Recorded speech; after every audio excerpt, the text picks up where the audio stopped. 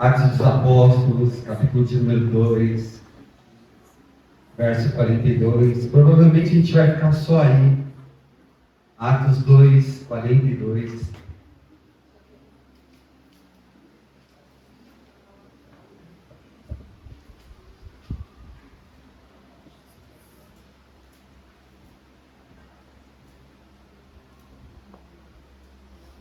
Glória a Deus.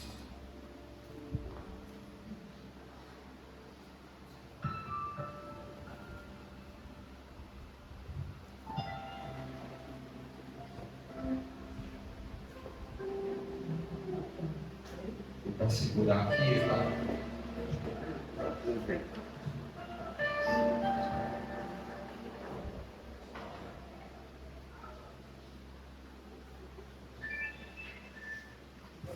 Bom, vamos lá. Querido, essa palavra que eu tenho que liberar aqui nessa noite é uma palavra muito importante. Porque eu tenho uma pretensão, eu falo pretensão, quando eu falo pretensão, é algo que eu já estou semeando e fazendo isso, cultivando há muito tempo. Com os irmãos aqui e com a maioria das pessoas que eu conheço. Então a minha pretensão aqui é uma pretensão de você entender o que a gente está fazendo aqui e a gente vai continuar fazendo. Ok? Então vamos ler o texto primeiro, e aí a gente vai discorrer aqui o que Deus vai fazer aqui. E o que Deus vai ministrar no nosso coração. Amém? Então Atos 2, 42. Vamos ler junto? Acho que vai ser legal. Só que eu acho melhor você colocar numa versão mais... Pode ser... Pode ser... Pode ser.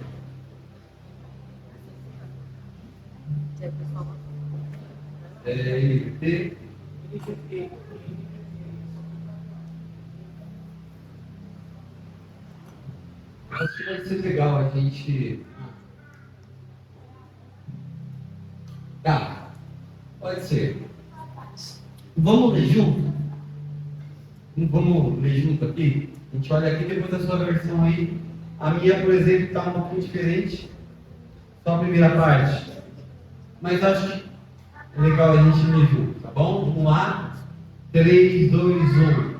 Todos se dedicavam de coração ao ensino dos apóstolos, à comunhão, ao partir do pão e à oração. Olha, gostei. Vamos de novo? 3, 2, 1. Todos se dedicavam de coração ao ensino dos apóstolos, à comunhão, ao partir do pão e à oração. Glória a Deus. Cara, eu já aprendi essa palavra há muitos anos. Há muitos anos atrás eu aprendi essa palavra, porque era exatamente um tempo como esse aqui.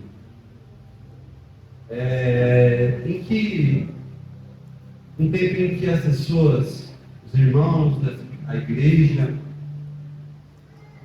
eu queria, na verdade, na verdade, isso aqui já é uma, como que é a palavra? Já é uma coisa minha. Eu gostaria até que tivesse mais algumas pessoas aqui, para que todos pudessem, de forma assim, clara, através desse único versículo que a gente vai pegar aqui, entender o que está acontecendo aqui nós, aqui como igreja.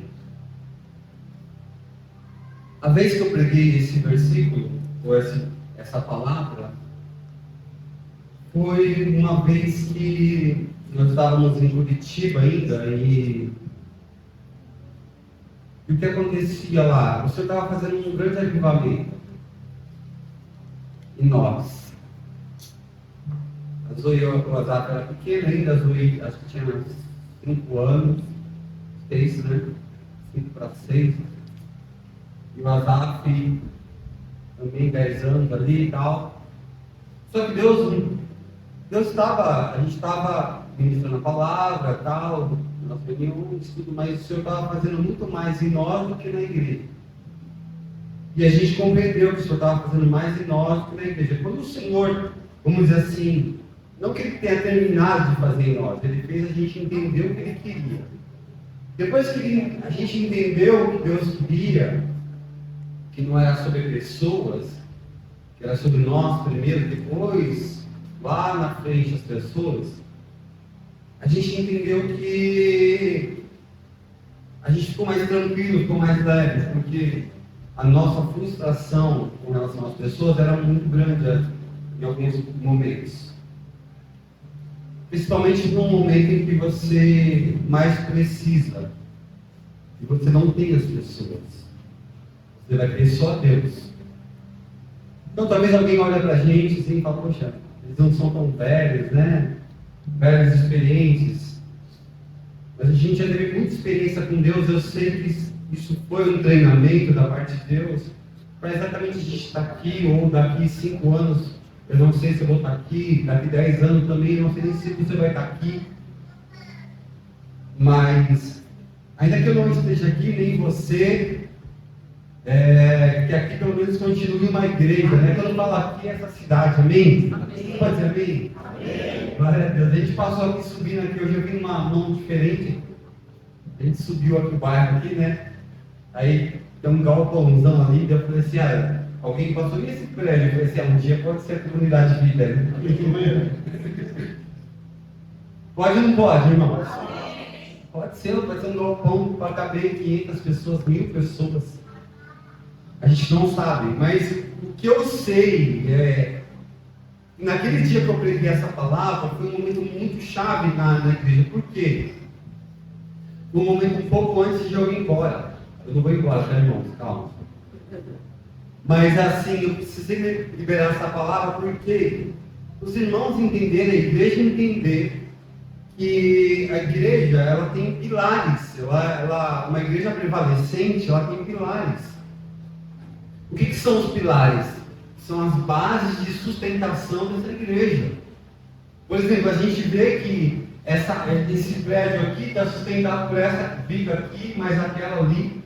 A gente vê algumas vigas principais, do outro lado também tem, que suporta tudo aquilo que está acima.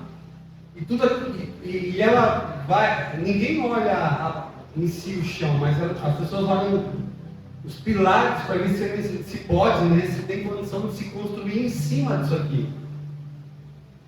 Então o engenheiro vai vir aqui, não vai ver as paredes, vai ver as vigas, as colunas, que pode ser construído um prédio em cima disso aqui.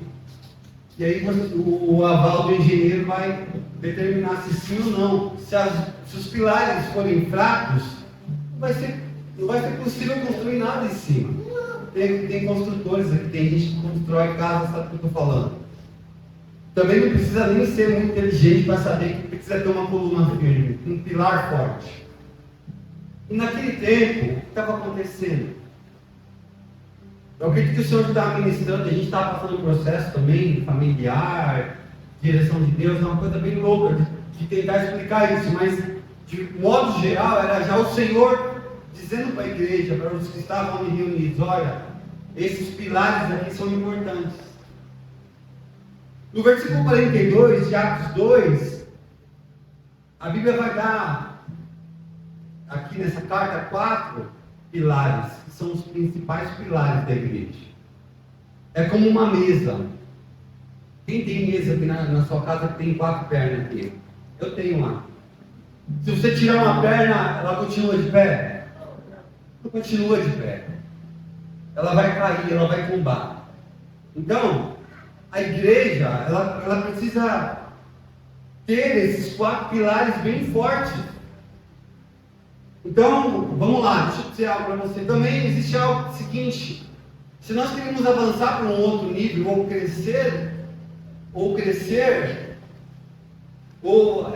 construir coisas altas, nós precisamos ter esses 4 pilares bem firmes. Você pode dizer amém? Amém. Precisa, é necessário.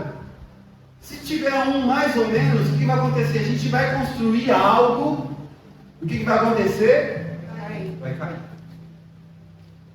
Então, hoje, essa palavra que eu vou ministrar aqui é mais pastoral do que apostólica, do que profética. É uma palavra pastoral. Por que ela é pastoral, pastor?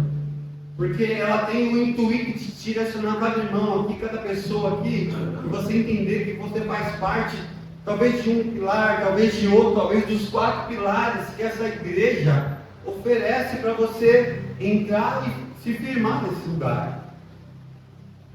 Eu queria que você repetisse algo que eu vou dizer, ok? Pode ser? Confia. Eu não vou fazer você vender sua alma. Mas diga assim comigo, eu posso ser um pilar. Então, até o final da mensagem, você pode ser um pilar. Talvez você já é. Talvez você já é. E glória a Deus por isso. Mas vamos lá. Deixa eu escolher aqui o que eu quero dizer para também não demorar muito. A Bíblia apresenta aqui 4 pilares importantíssimos. É como uma mesa, é como uma estrutura que serve para alguns resultados. A gente vai falar sobre ele. A primeira coisa, o primeiro pilar que a Bíblia relata aqui no próprio versículo 42, não é nenhum pilar, mas existe uma coisa aqui importante, aqui eu quero parar. Na minha versão vai falar assim: e perseveraram na doutrina. Primeiro, e perseveraram. Lá a gente leu, todos se dedicavam. Ok? Então vamos lá, deixa eu dizer algo para você. Perseverança e dedicação é o que é a mesma coisa, por isso que traduzido dessa forma. Gente, irmãos, deixa eu dar uma alerta para vocês aqui, de coração. Isso aqui é de coração. Está gravando, né? Está perguntando, pode gravar. Nós estamos em tempos difíceis. A gente está em tempos difíceis. Perseverança e dedicação então, tem sido coisas. Eu converso com pastores, cara, toda semana. Eu sei que com os caras, eles falam a mesma coisa. Perseverança e dedicação são coisas raras hoje em dia. Na igreja brasileira, na igreja cristã, evangélica, gospel, se você quiser colocar o nome. Perseverança e dedicação, elas estão sendo as coisas mais raras de se verem na vida dos crentes. Porque perseverança e dedicação não são para outras coisas, para você, para si mesmo. Porque talvez alguns tenham perseverança e dedicação para muitas outras coisas, mas menos para as coisas do Senhor. E eu não estou falando aqui da denominação, eu não estou falando da placa, não estou falando nada disso, eu estou falando das coisas do Senhor. Perseverança e dedicação já nem é o pilar. Nem é o pilar ainda. Mas perseverança e dedicação é um sentimento, uma decisão que alguém toma. Sabe, de prosseguir caminhando. Mas vamos deixar a perseverança aqui um pouquinho de lado, a dedicação. Depois a gente pega ela de volta e traz aqui, tá bom? Vamos ao primeiro pilar.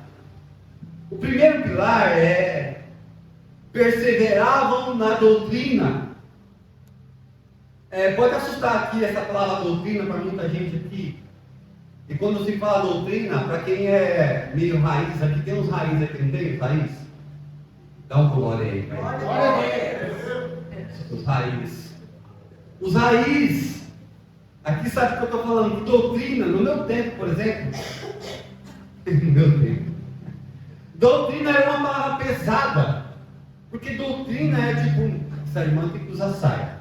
Não pode pintar as unhas. Não pode cortar o cabelo. Para muitos, doutrina era mais ou menos isso. É como se houvesse, é como se fossem leis que a igreja estabelecesse. Para você estar em uma igreja, você tinha que executar, ou executar, quando eu falo assim, você tem que obedecer a doutrina daquela igreja. E não é sobre isso que eu vou falar. E não é sobre isso que a Bíblia está dizendo. não é sobre uma regra, sobre uma imposição de roupa, ou de modo, de corta-cabelo, ou seja de que for, não é isso. Quando você vai no original e você lê a doutrina ou a dos apóstolos, vai ter uma palavra que essa palavra é assim, eu vou falar ela no grego, que é didaquê. Diga comigo, didaquê. Talvez você nunca ouviu essa frase, ou essa palavra, didaquê. Didaquê é essa doutrina que está sendo falada aqui. O que é didaquê, pastor? Didaquê é um conjunto de ensinamentos na prática. Ou seja, o que estava acontecendo aqui, ou seja, o primeiro pilar da igreja era o seguinte, presta atenção. Os apóstolos que receberam a palavra de Jesus começaram agora a pregar, e não somente pregar, eles pregavam, ensinavam, pregavam e praticavam, ou praticavam e pregavam, ou seja, havia uma didática.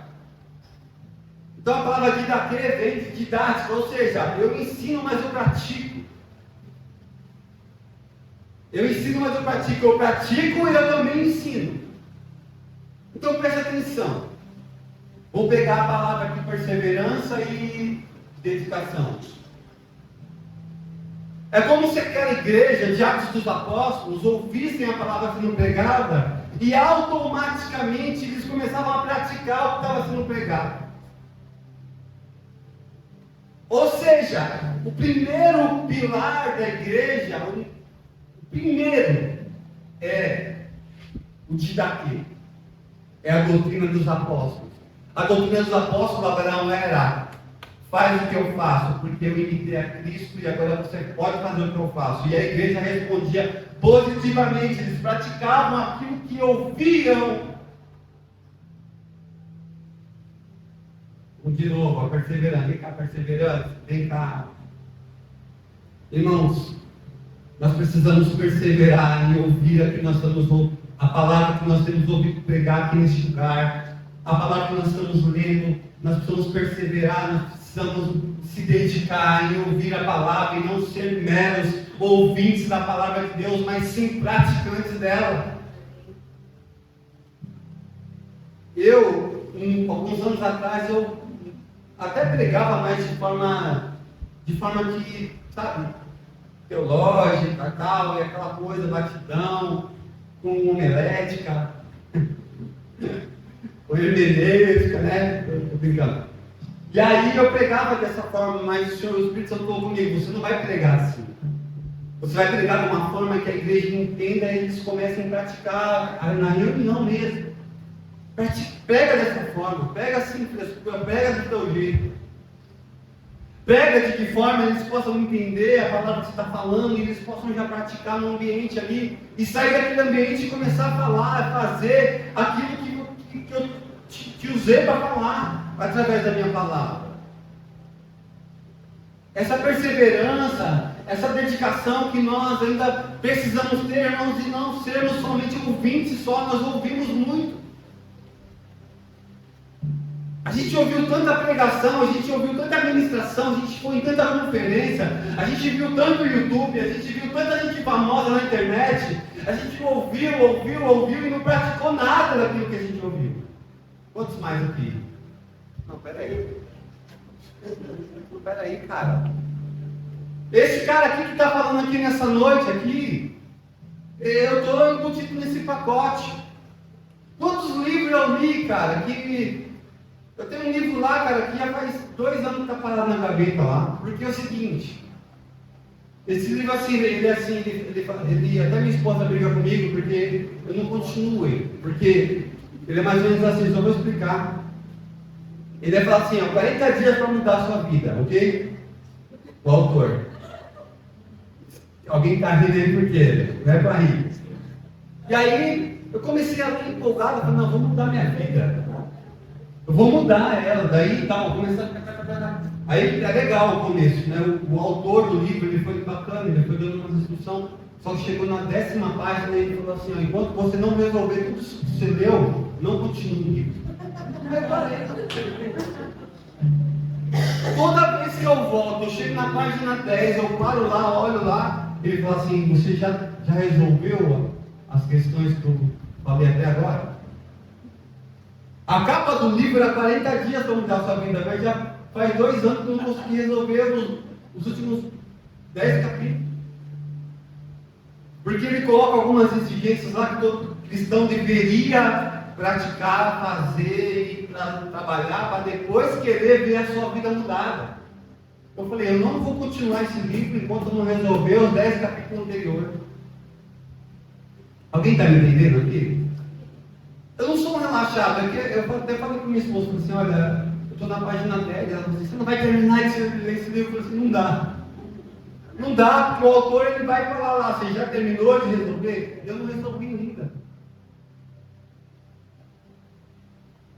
Primeiro pilar da igreja é didática, a prática, os ensinos práticos de Jesus, práticas de amor, práticas de perdão, práticas de misericórdia, práticas de oferta, práticas de obediência, práticas de zelo, práticas de dedicação, práticas de hospitalidade, práticas que são os próprios mandamentos de Jesus. Cara, eu não consegui ainda. Talvez aqui eu vou até falar alguns problemas meus aqui, que eu acredito que todo mundo aqui tem. Mas eu acredito que essa perseverança na doutrina, ou seja, essa perseverança em tentar praticar aquilo que Jesus disse para a gente praticar. Hoje aconteceu algo. Quem foi no mercado hoje? Que levanta a mão. Estava lotado no mercado? Estava vazio? Você foi 6 horas da manhã no mercado. Gente, eu fui no mercado. Aí eu fui no mercado lotado, não tinha gente, tinha que ir lá comprar uns negócios lá. Ficamos 2 horas no mercado para comprar 10 coisas.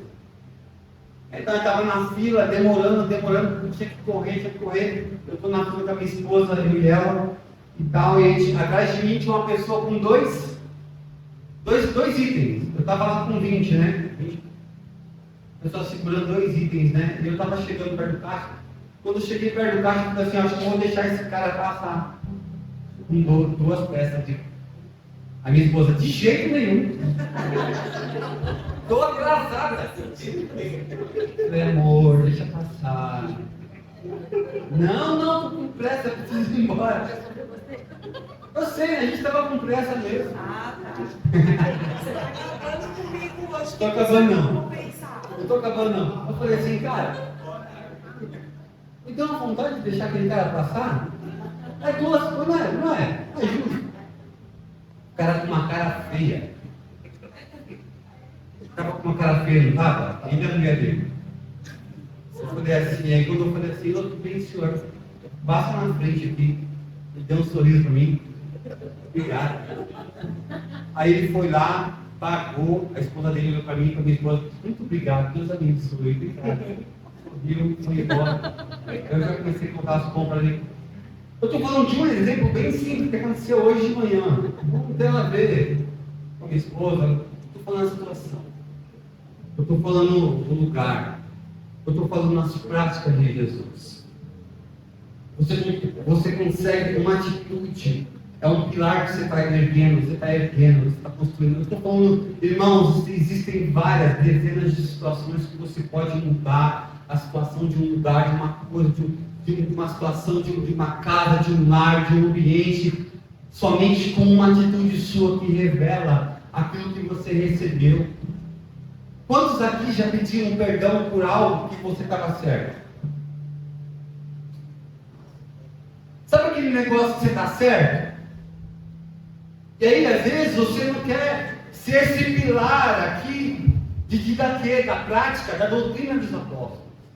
Que diz o seguinte, perdoa ainda que você esteja certo. Mas aí que eu falo, a coluna se enfraquece quando nós estamos certos e a gente não quer perdoar.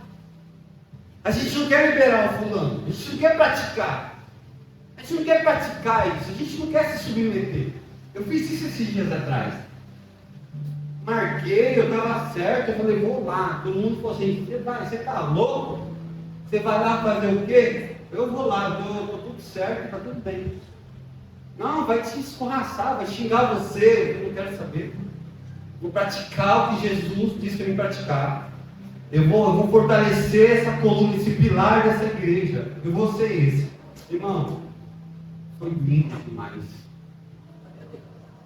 Você tem noção de que se você praticar, Nath, se você praticar, Pedro, se nós praticarmos, queridos, irmãos, se você praticar aquilo que o Didaquê, se você perseverar na doutrina dos apóstolos, ler o que Jesus disse, o que os apóstolos disseram, o que o apóstolo Paulo disse, não é uma regra, são mandamentos. Você está fortalecendo a coluna dessa casa, dessa igreja? Você entende isso?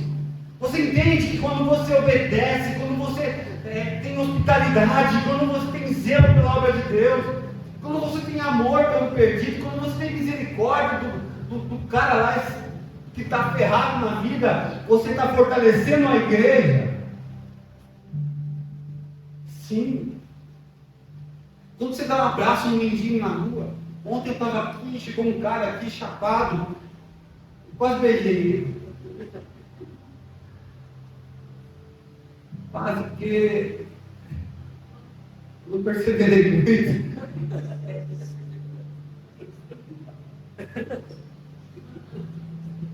O que eu estou dizendo aqui, se alguém está me entendendo aqui nessa noite? Quando você pratica, quando você tem um ato de praticar aquilo que você ouviu, você está fortalecendo essa casa, você está fortalecendo esse lugar, você está deixando esse pilar nessa igreja plantada nesse lugar um pouco mais forte. Quando você obedece, você não é somente um mero ouvinte, um telespectador sentado aí na plateia, dizendo, olha, eu vou ver se eu vou aplicar isso aí. Eu vou ver se eu vou me arrepender, eu vou ver se eu vou amar alguém, eu vou ver se eu vou praticar atos de justiça, se eu vou analisar ainda. Cara, você está enfraquecendo esse pilar. Você está enfraquecendo o que nós estamos construindo aqui nesse pilar. Ele diz, eu já entrei em lugares que esse pilar do Didaquê da prática era escancarada, não havia. É o simples fato de chegar algum visitante aqui, cara, e você olhar para o visitante assim, alguém está visitando a gente aqui, e você não se importar se é só o cara da recepção, o casal que fica na porta que tem que abraçar. Você também tem essa possibilidade de ser um agente de Deus. Você pode dar um abraço com todo amor e comunhão, você pode até levar até uma unção, descarregar uma unção sobre essa vida dessa pessoa. Ou até entre nós aqui, ou em outros lugares, sei lá o quê. Mas você precisa perseverar na doutrina, na prática dos ensinos de Jesus. Tem alguém ainda que quer ser coluna aqui da casa do Senhor ainda? Eu quero ser esse pastor.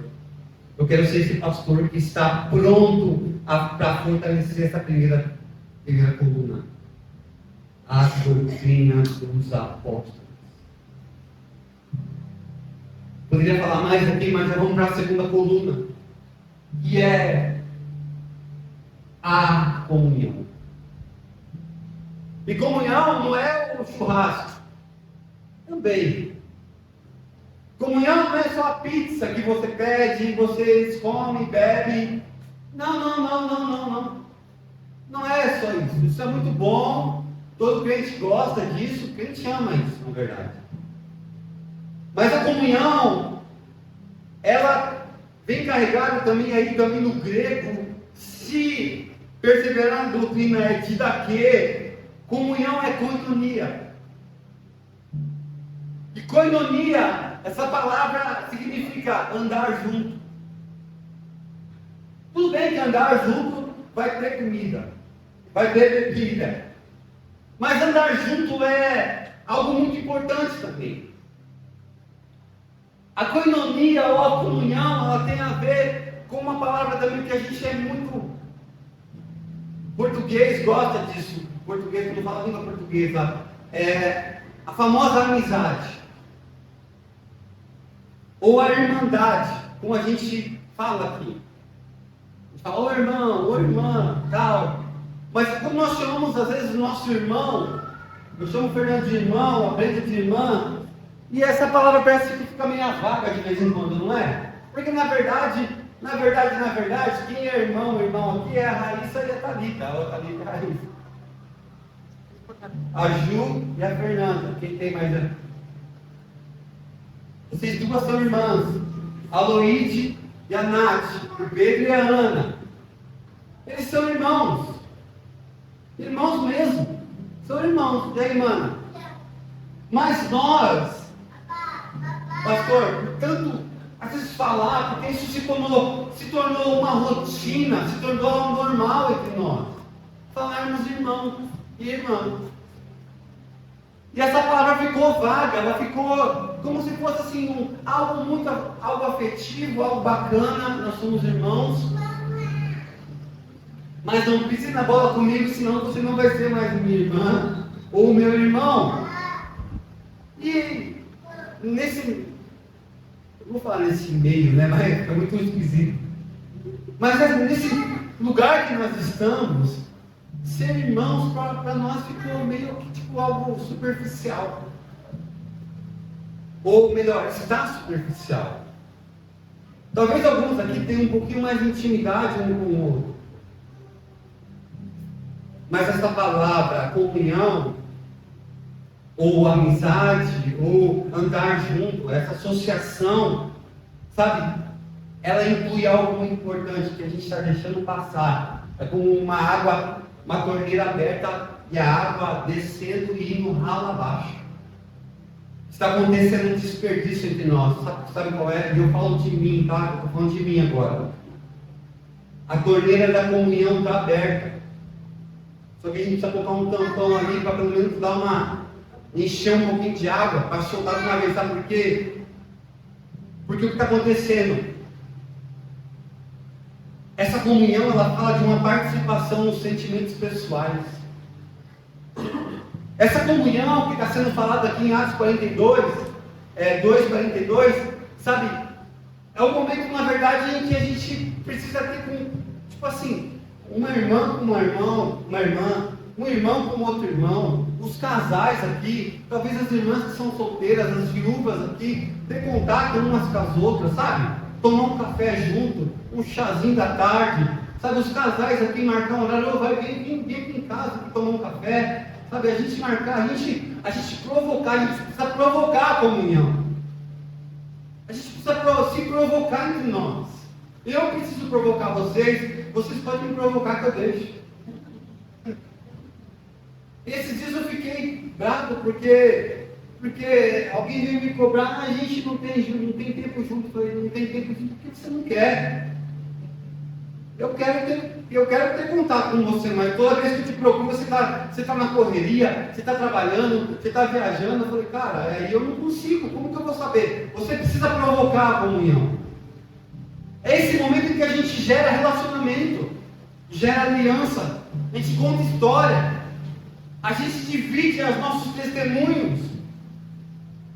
A comunhão é isso, não é, como eu disse aqui, vai ter coca, vai ter pizza, vai ter tudo isso, mas é nesse momento de provocar, de criar vínculo, empatia. É hora da gente contar a bênção, mas é hora da gente contar a desgraça também.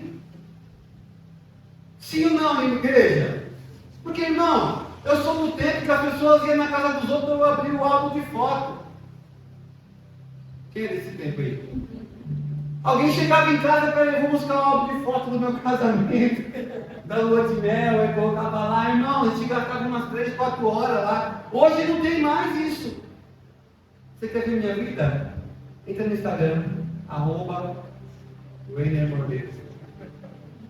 Sim ou não? E a gente começava ali, sentava ali no sofá, começava a contar as histórias atrapalhadas, contava as bênçãos também, não era assim? Alguém está me entendendo aqui? E a gente perdeu isso, igreja. Nós perdemos, nós precisamos fortalecer Por isso que eu disse que essa palavra aqui é pastoral.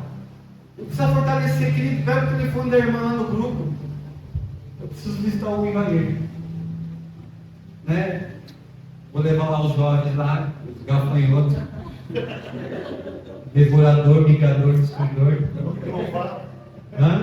Os mandrovados. Mas a gente precisa fazer isso, cara. Irmã, você precisa fazer isso. Querido, você precisa me ajudar e eu preciso também estar junto com você. É nessa hora que a gente, sabe, sem distinção. Irmão, deixa eu contar um negócio que eu fiquei bravo. Agora eu vou abrir meu coração. Fiquei bravo. Olha, tem poucas coisas que me deixam bravo, até você sabe. É aqui, ó, de coração. Agora eu nem queria que tivesse na internet, mas tudo bem, vai, deixa rolar. Qualquer coisa você põe um monte lá, finge que deu defeito. A boca falando, quarto alto. Ah, irmão, esse dia você ficou bravo. Eu gosto de ser cobrado. Por coisas justas. E eu vou falar para você. Se eu fizer alguma coisa errada, eu já vou me arrastando já. Mas quando eu estou certo, você arruma um problema. Porque é o seguinte, eu gosto de ser cobrado por alguém que está fazendo igual ou um pouquinho mais que eu. Se eu estiver fazendo menos, eu aceito. Porque é assim que você deve ser cobrado. Porque você já viu quando alguém está te cobrando de uma coisa que nem faz?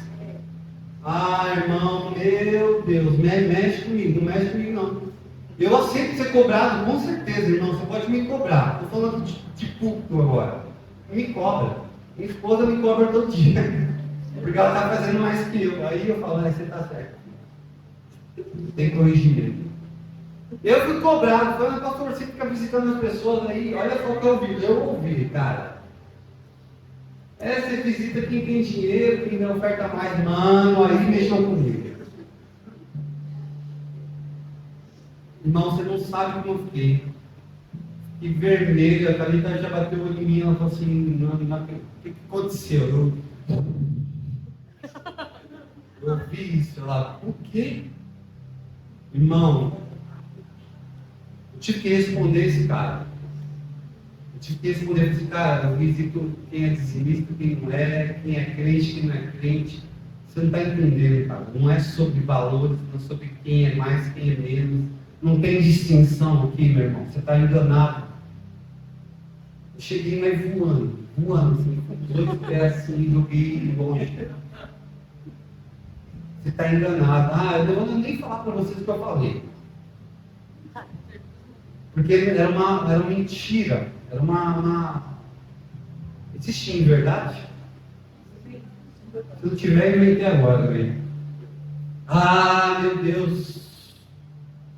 Não tem distinção. Na comunhão não tem distinção. Se o cara mora no Alphaville e no Alfavela, não interessa. Não interessa se o cara mora no melhor bairro da cidade ou se mora num buraco lá. Não interessa isso, cara. Não interessa se é dizimista ou se não é. Não interessa se tem alguma coisa para dar ou se não tem, cara. Comunhão não tem a ver com isso. Aliás, devia ser até ao contrário. A gente devia visitar quem não tem nada para dar.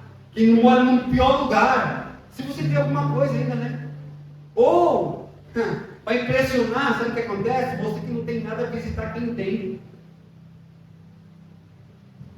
Deveria até ser assim, até para constranger. Alguém está me entendendo aqui, igreja? A comunhão é isso. Nós precisamos ter comunhão no meio de nós. Eu quero deixar outro recado aqui também. Eu não sou ciumento. Conheci vários pastores ciumentos. Você foi fazer o que visitar? Quem te autorizou a visitar? Que eu estou ensinando a Bíblia. Quem te ensinou a... Cara, eu não sou ciumento. Eu quero mais que quando alguém fala para mim, fui na casa do fulano, eu falei assim, glória a Deus. Eu marquei com o fulano para ir lá no parque e tal, nós ficamos lá a tarde inteira, aleluia! Glória a Deus! Por que não me chamou? Não sabia, você estava ocupado. devia ter chamado. O que eu estou dizendo é isso, que coisa ruim é uma igreja sem comunhão. Ela não é. A pessoa chega ali e ela não conhece tal, alguém novo chegou. Cara, e aquela pessoa fica ali, talvez aí no meio, fica 3, 4 meses, nunca nem cumprimentou o irmão, a irmã, que, cara, a gente não vai admitir aqui, de coração. A gente sabe que uma igreja cresce, ela cresce com comunhão, com vínculos, sem distinção, com atividades, sabe, que traz comunhão, pessoas diferentes, se atraindo, se conectando, contando testemunho, contando bênção, chorando junto, dividindo as coisas. Você percebe que o versículo 42 é rico? Para dizer para a gente que a terceira coisa, a terceira coluna, que a igreja precisa ter, agora sim, o partir do pão. O partir do pão, agora os mais mortos de fome aqui nesse lugar, pode estar dizendo, agora chegou a minha vez, agora chegou, é o que eu gosto mesmo, eu gosto daquele momento que a gente vai comer, porque, calma, não é isso aí. Você sabe que o partir do pão é tão incrível, é o que a gente faz incrível na ceia. Mas o partir do pão está muito mais além do que a nossa fome e a nossa sede ainda não chegou nesse momento. Porque, querido, a gente pode sair com a barriga cheia num lugar totalmente vazio no Espírito. Eu já entrei em lugares que eu falei assim, agora eu vou sair daqui cheio do Espírito Santo, eu saí mais desviado do que crente. Você já participou de uma situação assim? Que você achou que ia sair cheio de Deus e saiu com a barriga cheia? E nada de Deus? O que a Bíblia está dizendo aqui, que esse partir do pão, primeiro, é que lá em João 6,48, Jesus disse assim, Jesus disse, eu sou o pão da vida, como vivo que desceu do céu.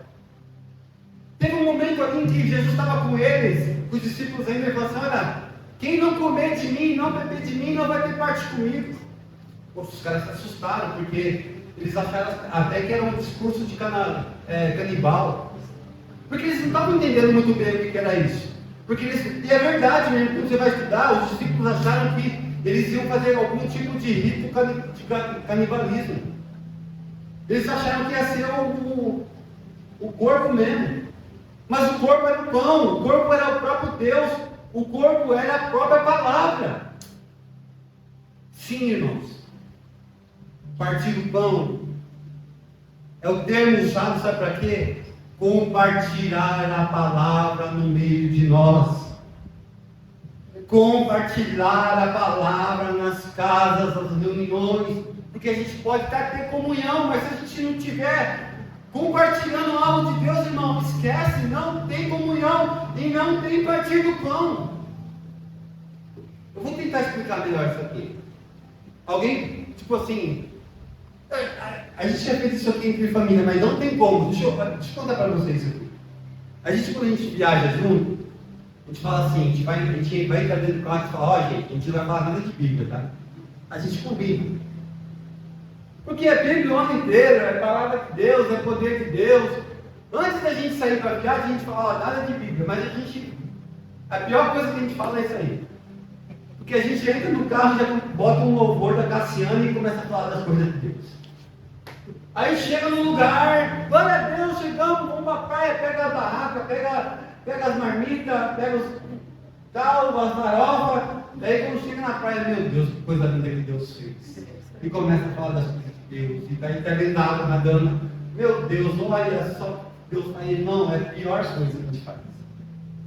É combinar de não falar daquilo que Deus fez ou faz. Aí daqui a pouco chega alguém, você começa a falar de Jesus para a pessoa. Aí está com alguém lá no hotel, falando, então, mas Jesus, ele é o pão da vida, ele começa a falar das coisas de Deus, daqui a pouco já está orando por alguém. Irmão, é a pior coisa que a gente faz, é falar que não vai partir o pão. A gente acaba partindo o pão. Então, ou seja, a gente tem comunhão, mas o partir do pão, ou seja, dividir as escrituras. E como eu falo isso, não é chegar lá na casa do irmão e falar assim, a paz do Senhor, irmão. Vamos ler agora o Salmo 119 aqui antes de qualquer coisa. Eu estou falando para você ser um religioso, estou falando para você o seguinte: quando você está na casa de alguém, você começa a compartilhar algo do que Deus fez. Começa a contar das coisas que Deus fez, os livramentos de Deus. Irmão, não sei você, mas quando eu começo a ouvir as coisas que eu nem sabia, irmão, me dá uma vontade de falar em línguas na casa das pessoas, de glorificar a Deus. Aí também eu aproveito o gancho, já começo a contar uns testemunhos meu, que o irmão não sabe, e a gente começa a criar um vínculo. Poxa, irmão, aconteceu isso com você também? Sim, aconteceu. E a gente começa então, porque a palavra de Deus diz, ele começa, irmão. A gente não tem tempo para falar do Palmeiras, do Flamengo, do Corinthians. A gente não fica falando disso aqui não, a gente até toca nesse assunto, mas não é o principal. Precisa ter o partir do pão. Porque Jesus disse em João 6,58, quem partir desse pão, quem comer de mim viverá eternamente. Seja na reunião de célula, Xandão. Você abre lá a Bíblia, você vê que às vezes ninguém teve oportunidade, a pessoa nunca teve a oportunidade de pregar aqui, mas quando ela abre a boca lá na célula, cara, meu Deus, desce uma revelação nela lá e todo mundo é cheio daquilo lá. Isso é partir do pão. Isso é, sabe, manifestar o partir do pão. E era isso que aquela igreja de Atos fazia. Eles perseveravam na doutrina, praticavam aquilo que ouviam, eles tinham comunhão entre eles, eles também partiam o pão. E agora, inserido nesse momento, claro, irmão, como toda célula tem, por isso que na célula a gente vai lá e tem lá um lanchinho no final. Porque nesse momento que você nos alimentamos tanto do Espírito que agora a gente vai comer um negócio, a gente vai tomar uma Coca-Cola, a gente vai comer um sanduíche, a gente vai fazer tudo isso, cara. Mas o principal de tudo é sobre Ele. Quando a gente lê em Coríntios capítulo 11 lá, a Bíblia não vai falar assim lá na hora da ceia. Paulo está dando a instrução dele, fala assim, e por isso há entre vós muitos fracos e doentes. Por que tem gente fraca e doente na igreja? Paulo está falando, e muitos que dormem, porque eles não se alimentam desse pão partido. Na consolidação, na quinta-feira online que a gente faz, foi o poder da palavra. A gente estava compartilhando isso, que a palavra traz isso, ela traz alimento, ela traz, sabe, ela revigora a gente por dentro e por fora. Há muitos fracos e doentes, sabe por quê? Porque não partem o pão. Muitos que dormem não partem o pão. A quarta coluna aqui, para encerrar e deixar aqui. Isso aqui é muito importante também.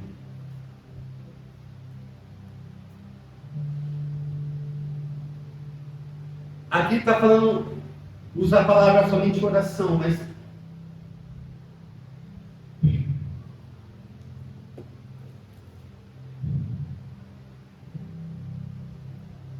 aqui na minha versão fala orações. Dá uma esticadinha no plural, né? Orações é mais, oração, mas eu acredito que são várias. Deixa eu dizer algo para você, irmão. Se você é um crente genuíno mesmo, você precisa entender, cara. Nós precisamos orar. Será que precisa repetir isso aqui, igreja?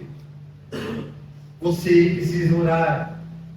Você precisa ter momentos íntimos com Deus, íntimos com o Senhor no seu quarto. Entra lá no seu aposento, entra no seu quarto, fecha a porta. Vai lá ter um momento íntimo com o Senhor. Mas você precisa também orar em um grupo. Há coisas que no secreto Deus revela, Deus se tem um momento de intimidade, muito bom. Intimidade é coisa boa. Mas a oração aqui, nesse caso de Atos 42, não era uma oração particular. Não era uma oração, por isso que é orações. Existem orações. Oração que você pode fazer no seu quarto, oração que você faz no monte, oração que você faz quando você está unido com uma igreja nesse lugar. Eles praticavam tudo isso.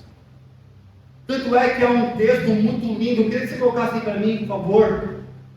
Atos 12, versículo 5. A gente vê algo aqui tão impressionante nesse texto. Porque eu acredito nisso aqui. Isso que a gente vai ler aqui em Atos 12, 5.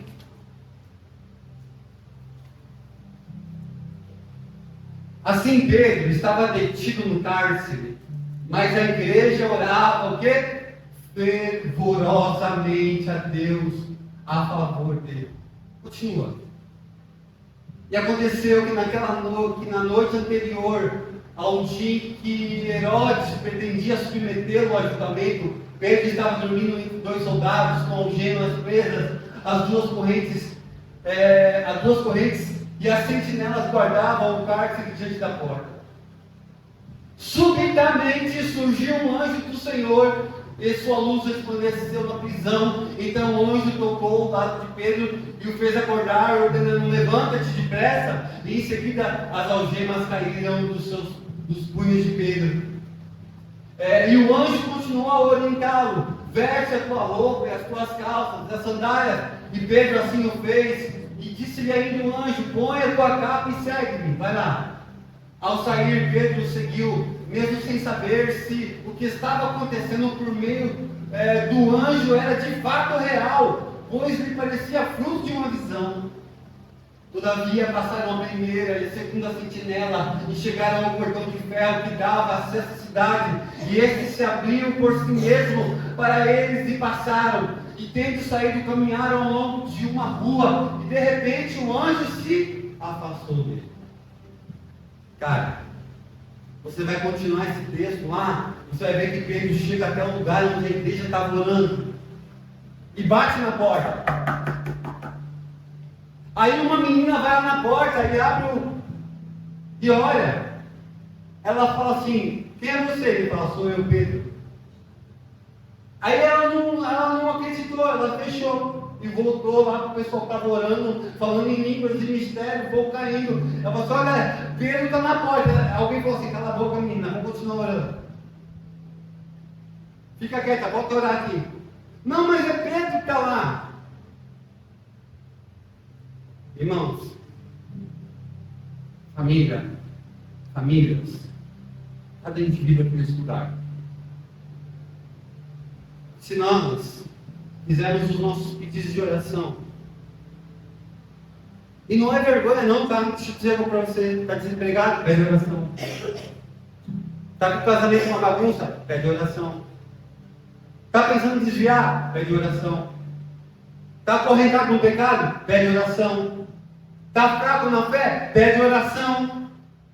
Está com depressão? Pede oração. Está pensando em fazer uma besteira? Pede oração. Não sabe o que fazer da sua vida? Pede oração. Qual que é o teu problema, cara? Pede oração. Será que a gente tem que fazer um... Eu já cheguei em igrejas que tinha lá pedido de oração. Quem já chegou em igreja assim? Pedido de oração. Aí os irmãos tinham a caixinha lá, né? Os irmãos chegavam lá na muquia.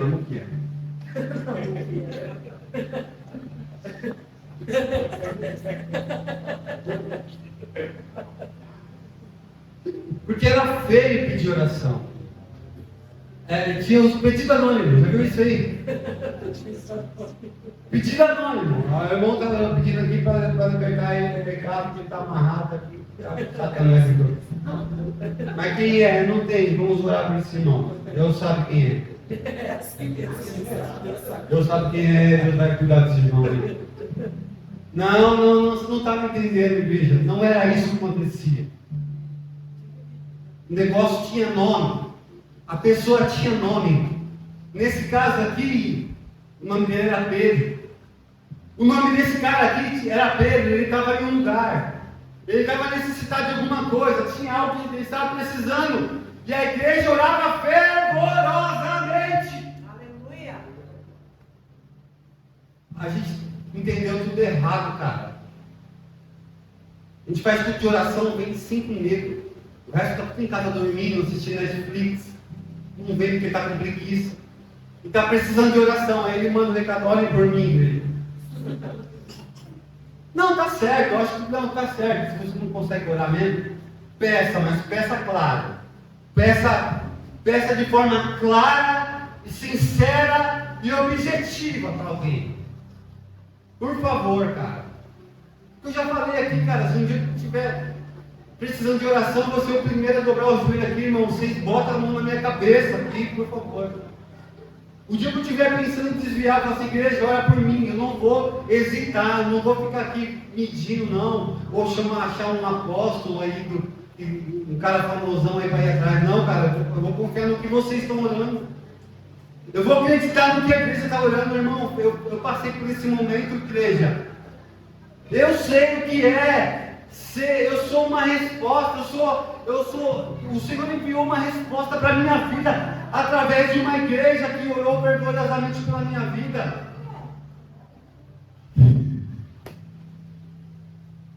Eu me lembro claramente quando não tinha força para orar, cara. Você sabe que eu não tenho força para orar?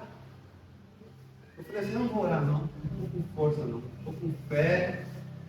Não, nós podemos botar teu nome no Brasil inteiro? Põe, pode botar. Liberei. Eu contei aqui, né, o dia que, vou contar pela 20ª vez, vou contar, não tem problema. Aquele dia eu estava sem fé, totalmente, estava assistindo jogo com São Paulo. 11 horas da noite, cara, de bermuda lá no sofá, deitado. Só que aí tinha uns caras subindo no monte, velho. 20 dias, velho, com um galão de água na cabeça. Eu não sabia, só sabia que tinha alguém orando, e eu lá assistindo jogo com São Paulo, cara. Com um câncer na cabeça. Falei, meu, se for para ir eu vou, mas não consigo orar. Aí alguém toca a campainha, tem uns irmãos vindo visitar você. Eu falei, caramba, nessas horas, essa hora aqui é hora de visitar para assistir um jogo do meu time. Mas quando alguém está orando fervorosamente, cara, quando alguém está, eu falei, não, tudo bem. Aí botei uma camisa para não escandalizar os irmãos. Aí no fundo do quintal os irmãos chegaram, se acumularam lá, você para Senhor e tal. Já tinha um já lá bacana, lá cheio, tinha dois ali. Eu falei, mano, vai dar ruim esse negócio. E eu consegui dar um glória a Deus. Daí eles chegaram para mim, pastor, nós ficamos 20 dias, não, na verdade era o último dia, 21 dias no monte orando para o Senhor. Olhei de lado assim um galão de água, eu falei assim, esses caras aprenderam comigo isso. Fazer doideira. Aí eu falei, lá vem. Aí o irmão falou assim, fica de cueca. Eu falei, caramba, irmão. Não, pastor, fica de cueca. Aí eu falei, tá bom, só tem homem, só tem irmão, de cueca lá no meio do quintal. Os 10 irmãos lá, bacana, cheio, lá, batendo, marchando. Eu falei, cadê? Alguém subiu num lugar mais alto, assim, pegou aquele galão assim, de 20 litros assim, e eu embaixo, jogando a água em cima de mim, eu dando risada. Meu, tem escudos doidos mesmo. Eu tomando um banho assim, com 10 irmãos do lado.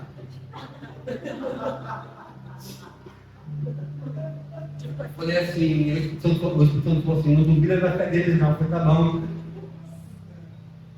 Aí quando acabou aquela água assim, veio um negócio assim forte, cara, começou a queimar, eu comecei a falar em línguas, a gente começou a orar em línguas, o poder de Deus caiu na minha quintal. Naquela noite a gente foi cheio do Espírito Santo, cara. Aí os caras, do mesmo jeito que entrou, saiu. Cara, simplesmente experimentei a cura do Senhor, cara, na minha vida. Dias depois, eu estava completamente curado. Eu não sei se foi uma oração de uma irmã do ciclo de oração, se foi aquele dia. Não interessa para quem foi agora, cara. Só sei que eu fui curado e pronto. Uma oração fervorosa, uma oração de uma igreja, cara. É uma coluna, um alicerce poderoso, igreja. Fica capenga. Fica com 3 pernas. Não vai parar nada em cima. Fica capenga na comunhão. Fica capenga na doutrina dos apóstolos. Fica capenga, cara. Fica. Não vai ser construído nada em cima. Não tem alicerce suficiente. E aí eu volto lá em Curitiba, quando eu estava lá e entreguei essa mensagem pela última vez. Até hoje tem uma igreja lá, cara. Até hoje tem gente lá se convertendo, até hoje tem gente lá sendo batizada com o Espírito Santo. Até hoje eu não estou lá mais, mas o que tem lá é uma igreja que persevera na doutrina, que tem comunhão, que continua no partilho do pão, que continua na oração. E vai ser aqui também, dessa mesma forma, cara. Não vai... Se essas colunas forem firmes, irmão, a gente vai construir algo legítimo para ser muito fundamentado. Você precisa fazer parte disso. Você precisa ser parte disso. Por isso que eu disse para você aqui, antes de começar a pregar, eu falei assim, você quer ser parte disso? Você precisa sair dessa noite aqui, desse lugar aqui, com um convite para alguém. Ou melhor, você precisa sair desse lugar aqui, praticando alguma coisa do que eu falei aqui. Você precisa sair desse lugar aqui, sabe fazendo o quê? Chamando alguém de irmão, estendendo a mão. Mas não somente para ser uma paia, não, aqui é só aqui mesmo. Você precisa ter vínculo com essa pessoa. Chama essa pessoa para comer na sua casa, ou fala para ela que eu não faço de vez em quando, minha mãe ia ficar brava comigo. Eu chego para alguém e falo assim, quando é que você vai me chamar para ir para casa? Se tiver essa ousadia aqui nessa noite, chega para alguém e fala assim, cara, eu tenho tanta vontade de ir na tua casa.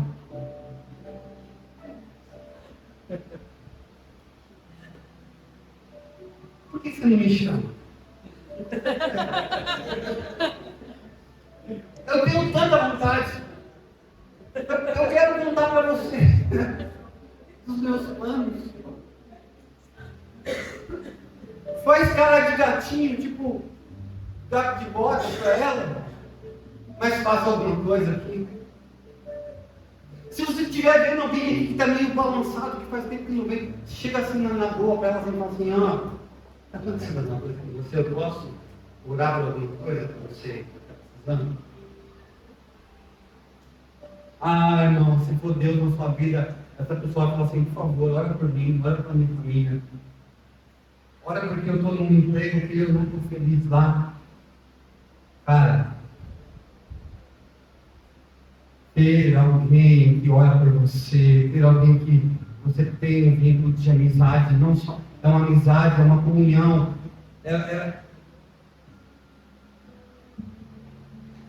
Vamos ser praticantes nessa noite aqui.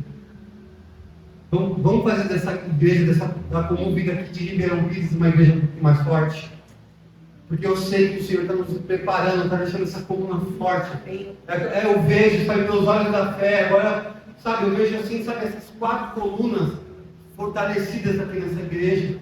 Porque o que Deus quer construir em cima dela, precisa ter esse alicerce forte.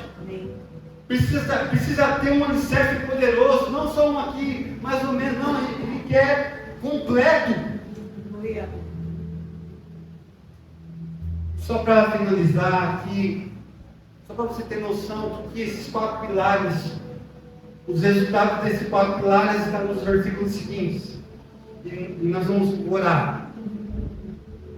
Quando nós temos esses 4 pilares firmes, essa igreja prevalece e avança. Atos 2:43, o versículo seguinte diz o seguinte, que em cada alma havia temor. Escute só, preste atenção. Se nós tivermos essas 4 colunas, esses 4 pilares dessa igreja aqui, nesse lugar firmes, a igreja, cada alma aqui vai ter temor. Cada um aqui que vai ofertar, cara, vai ter temor. E temor não é medo, tá bom? Temor não é medo. Temor é saber que Deus está ali.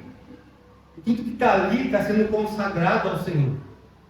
Então havia temor e muitas maravilhas e sinais se faziam pelos apóstolos.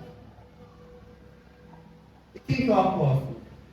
O apóstolo é aquele que estabelece, aquele que libera a palavra, aquele que pastoreia, é aquele que profetiza, é aquele que ensina. Esse é o apóstolo. Muitas maravilhas e sinais aconteciam entre eles. Ainda no versículo 47 vai dizer que eles perseveravam, a palavra repete novamente, unânimes, e todos os dias, irmão, isso é um perigo. Todos os dias do tempo, e partindo o pão em casa, comiam juntos com alegria e singeleza no coração, louvando a Deus e caindo na graça de todo o povo, e todos os dias acrescentava o Senhor à igreja aqueles que haviam sido salvados. Todos os dias tinha conversão. Todo dia tinha alguém sendo batizado com o Espírito Santo. Todo dia tinha alguém sendo batizado nas águas. Todo dia tinha gente renovada. Todo dia tinha cura. Todo dia tinha sinal. Todo dia. Você já pensou todo dia? Glória a Deus. Não tinha tempo para contar a bênção que estava vindo uma outra já. Vamos fortalecer essas colunas aqui em Ribeirão Igreja. Amém. Vamos junto. Alguém quer fazer isso comigo aqui agora? Glória a Deus. Alguém quer fazer mesmo de coração? Amém. Você quer fazer parte? Você quer... Eu não sei para que eu disse esses dias. Uma coluna, ela não é só feita de cimento. Você pega assim uma coluna, ou faz um buraco, um alicerce, você só joga cimento e um caixota, não. Tem que ter o quê? Uma armação lá dentro. Tem que ter ferro? Tem que ter ferro, cara. Mas também não é só o cimento e a areia. Cimento e areia não dá conta do peso. Tem que ter o quê? Pedra. Grita, né, Daniel? Tem que ter essa mistura. Tem que ter a mistura do cimento, aquilo que endurece com a areia, que é móvel, a pedra, que é um pouco mais abstrata, dura, e tem que ter a estrutura, que é o ferro. Queridos, tem tudo isso aqui, ó. Glória a Deus. Que a gente tem que pedir para o Senhor misturar tudo esse negócio, fazer Nós temos que encher uma laje, irmão. Cara, eu sou do tempo que a gente enchia a laje. E quando a gente enchia a laje, cara, no final a gente sabia que tinha um churrasco, não é verdade? Né, irmão? Não é assim, Luciano? A galera aqui, né? O Daniel tá ligado. A gente chamava uns amigos e falava assim, irmão, vai ter que mexer uma amassada lá, tem que encher a laje lá, 100 metros de laje. O que vai ter no final? Vai ter um churrasco lá, vai ter uma feijoada, alguma coisa. Os caras de manhã cedo estavam lá mexendo aquela massa lá, igual um doido. Até isso hoje o negócio mudou. Agora é um caminhão que para na porta e descarrega a massa assim, acabou. Mas o que eu oro aqui, a minha oração aqui nessa noite é para que o Senhor misture a gente aqui, ó. Para que o Senhor nos misture aqui e faça uma massa bem forte, sabe? Para a gente poder encher essa oração, comunhão, partir do pão, doutrina, prática. Coloque sobre seus pés.